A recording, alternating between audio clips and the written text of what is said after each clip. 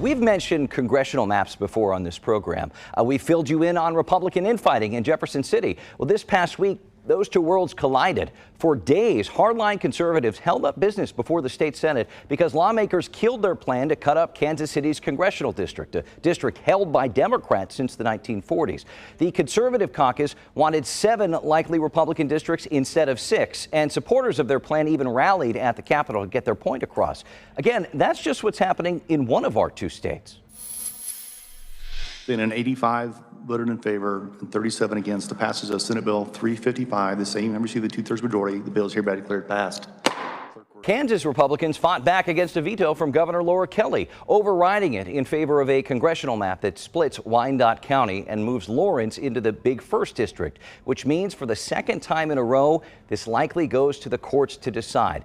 So there's a lot to talk about today. So let's welcome in our roundtable of journalists. We brought back Jason Hancock, editor of the Missouri Independent, and KMBC political reporter Michael Mahoney. Okay, gentlemen, we start in Missouri. The hits just keep on coming in the Senate. Jason, is this back and forth sustainable? What does this relationship between hardline conservatives and everyone else, other lawmakers, look like moving forward? Well, this redistricting fight is really the culmination of a year of bad blood between those conservatives and leadership. And this week has just been some of the worst infighting that I've seen since I've been covering Missouri politics for the last decade.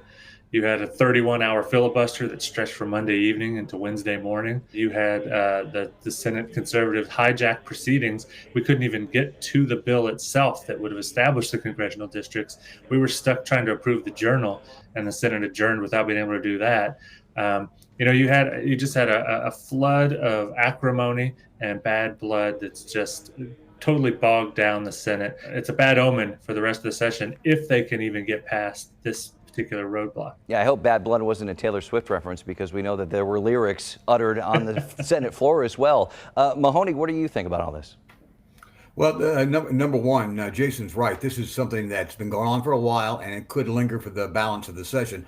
What folks around here need to remember or know about this is the fact that this fight is no longer about the 5th district or the Kansas City Metro. So the battlegrounds right now are over the 2nd district, which is suburban St. Louis, and the 1st district, which is the city of St. Louis. The idea of trying to make life more difficult or a less democratic district in the 5th over here in Kansas City is not part of this very acrimonious debate. Right, Mike, let's go to Kansas now. Republicans rallied and were able to override Governor Laura Kelly's veto. A number of Democrats called that move textbook gerrymandering. What are you hearing?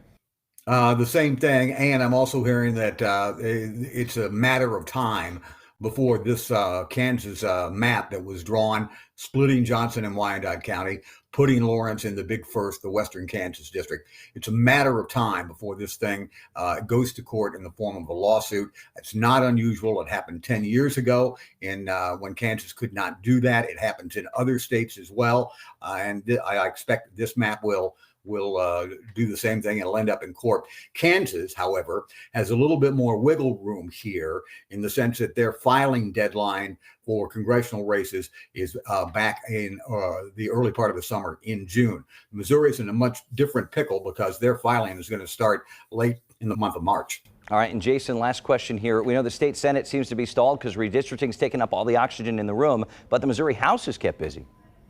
Yeah, they've gotten some work done. We'll see what happens when they send it over to the Senate, if the Senate can do anything with it. But there's a giant supplemental budget that's going to be giving pay raises to all the state workers. It's not as big a pay raise as Governor Parson had called for. He wanted a $15 minimum wage. The House gave that raise to some frontline workers, but not all workers. It kind of took a few tens of millions of dollars out of that bill.